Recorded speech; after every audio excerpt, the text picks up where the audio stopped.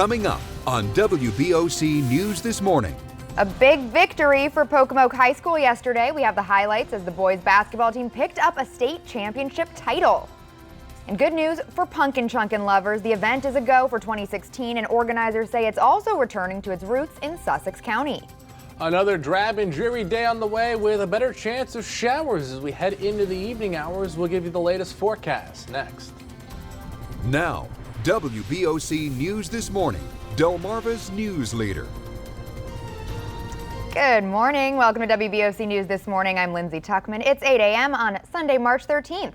Let's take a live look into Rehoboth Beach from the Boardwalk Plaza hotel camera. It's a decent start, but it's pretty gray and dreary out there with all that cloud cover. And unfortunately, things don't get much better this afternoon. Let's check in with meteorologist Mike Lichniak. Good morning, Mike. Good. Thank you very much, Mike.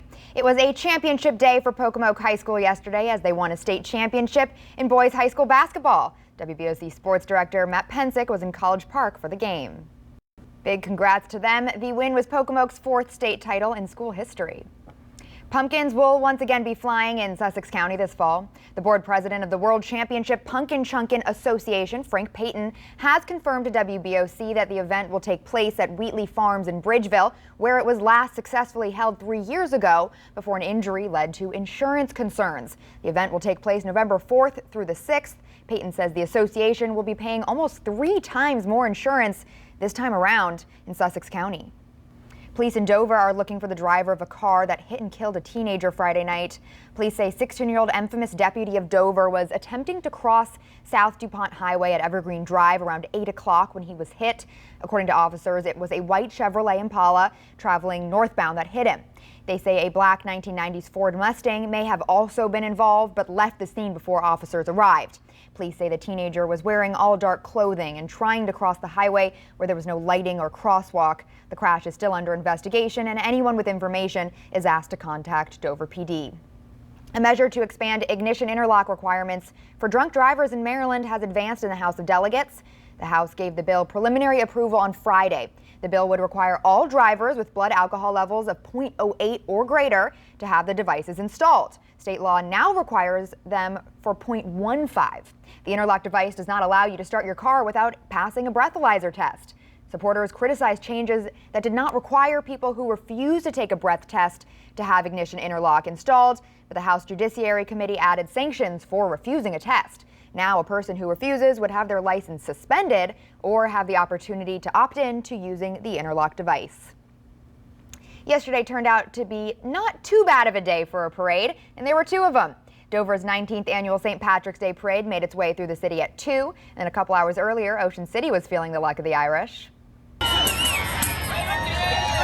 Starting at noon, Ocean City's parade ran from 60th Street to 45th Street. An entire Irish American festival was held before and after in Ocean City. Making headlines this morning.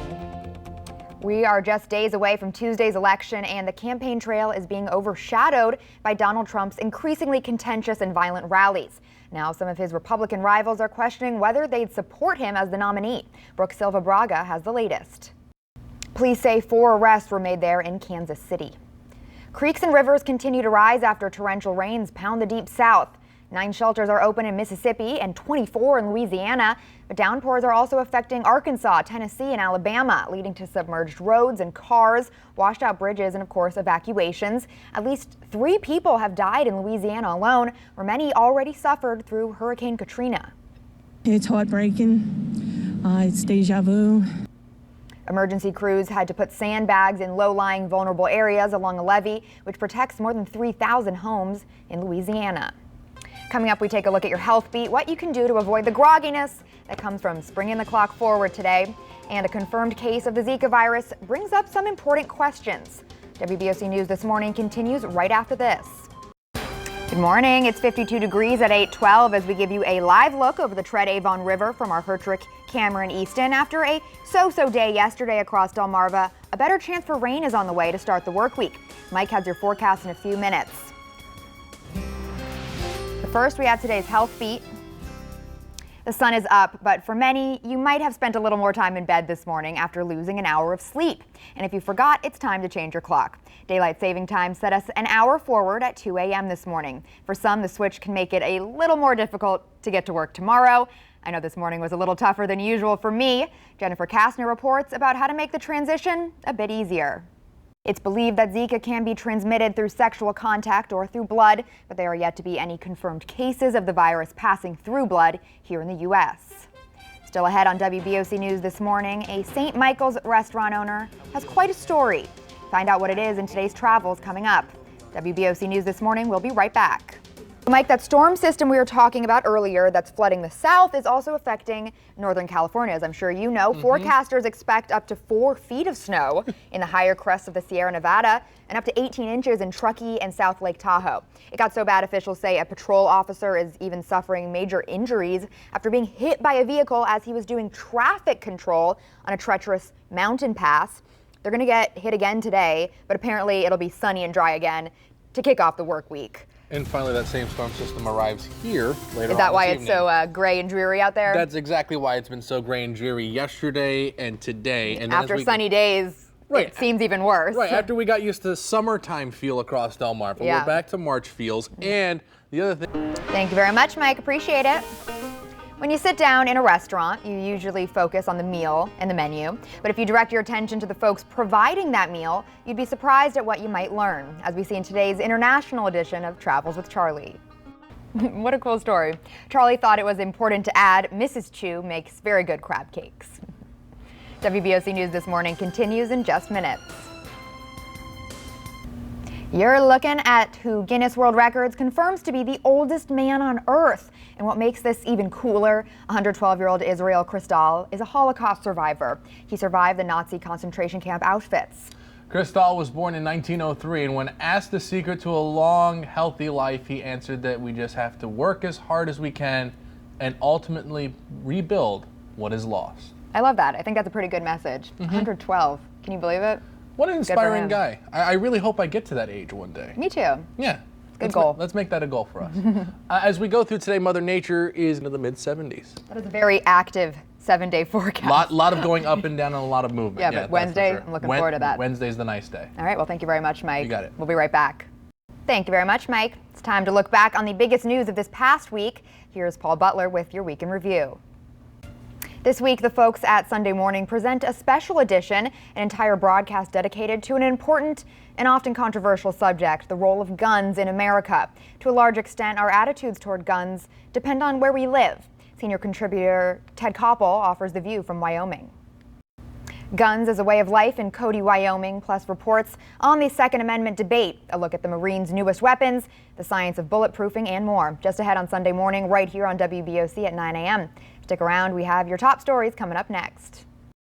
8:51 on WBOC News this morning. Here's a look at today's top stories. The Pocomoke boys basketball team brought home some hardware with them from their trip to College Park. They won the Maryland 1A state championship yesterday, defeating Lake Clifton 64-56. Congrats to the Warriors. And a Sussex County favorite, Pumpkin Chunkin', will be back this fall. The board president of the pumpkin tossing event has confirmed that it will take place at Wheatley Farms in Bridgeville, where it was last successfully held 3 years ago, and they will be paying almost 3 times more for insurance this time around. It'll take place November 4th through the 6th in Sussex County.